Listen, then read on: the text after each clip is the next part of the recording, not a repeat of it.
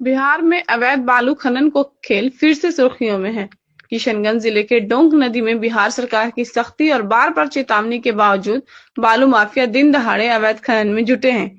जिला प्रशासन, पुलिस प्रशासन और खनन विभाग की ओर से समय समय पर छापेमारी के बावजूद खनन माफिया का मनोबल कम नहीं हो रहा है। जिला मुख्यालय से 10 किलोमीटर दूरी पर अवस्थित ओदरा घाट, टेंगरबारी और हलामाला पंचायत में अलग अलग बालू माफियाओं के द्वारा यह अवैध धंधा फल फूल रहा है, जहां बीच नदी से नाबालिग बच्चों से भी बालू उठवाया जा रहा है। वर्षों से चल रहा यह धंधा अब कई स्थानों पर फैल चुका है। बालू खनन में माफियाओं की तादाद भी दिन ब दिन बढ़ रही है, क्योंकि यह मुनाफे वाला धंधा है। बालू माफिया दिन के उजाले में मात्र 6 घंटे में लाखों की कमाई कर रहे हैं, जिससे राज्य सरकार को प्रतिदिन लाखों रुपए का राजस्व का चूना लग रहा है। ग्रामीणों का कहना है कि नदी के ऊपर बने पुल के पिलर के नीचे नदी का सीना चीरकर बालू निकाला जा रहा है, जिससे पुल के अस्तित्व पर खतरा मंडरा रहा है। वहीं दूसरी तरफ नदी की धारा बदलने से सैकड़ों परिवार गांव छोड़कर पलायन करने पर मजबूर हो जाएंगे। ग्रामीणों ने आरोप लगाया कि खनन विभाग से अप्रत्यक्ष सहयोग मिलने के कारण माफिया बेखौफ है। लोगों का कहना है कि अवैध खनन पर कार्रवाई सिर्फ खाना पूर्ति है। छापेमारी के नाम पर प्रशासन के द्वारा पानी पर लाठी मारी जा रही है। वहीं जिला पदाधिकारी से पूछने पर उन्होंने कार्रवाई का भरोसा दिया है। साथ ही खनन माफियाओं को चिन्हित कर प्राथमिकता दर्ज करने की बात कर रहे हैं। बंद करो, चोरी बंद करो, बंद करो, बंद करो, बंद करो, बंद करो, बंद करो, खनन बंद करो, बंद करो, बंद करो।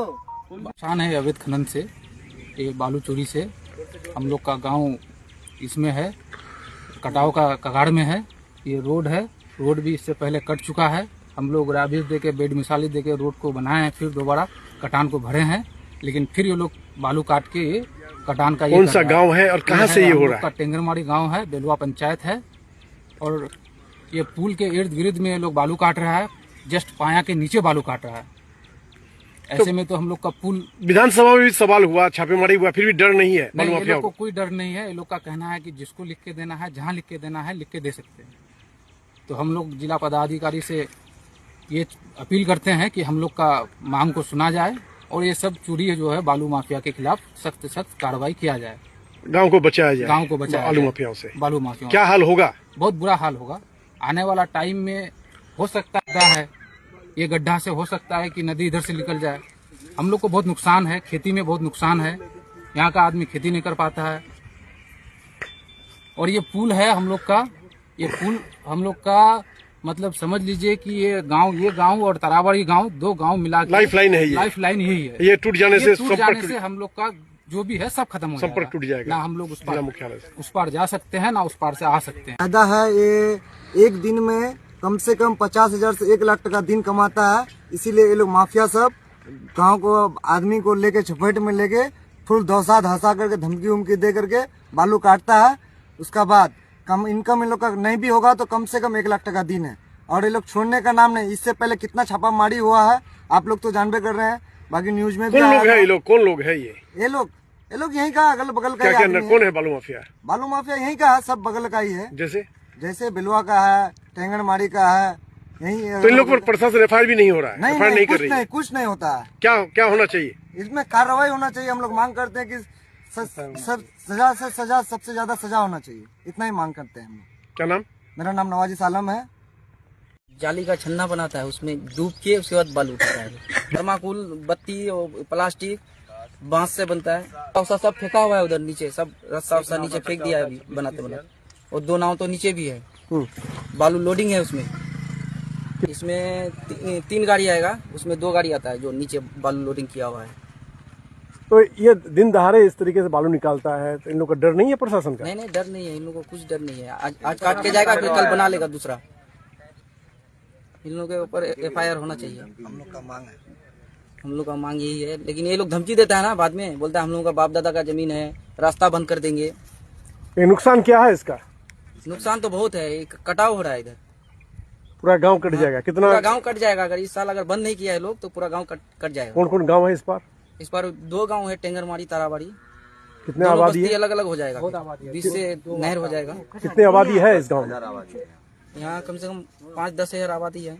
सब अवैध खनन का सबसे मुख्य धारा में कारण जो देगा वो कारण ये है कि प्रशासन मिला हुआ है, माइनिंग मिला हुआ है, माइनिंग का ड्राइवर मिला हुआ है और माइनिंग के साथ में जो गार्ड है वो मिले हुए हैं।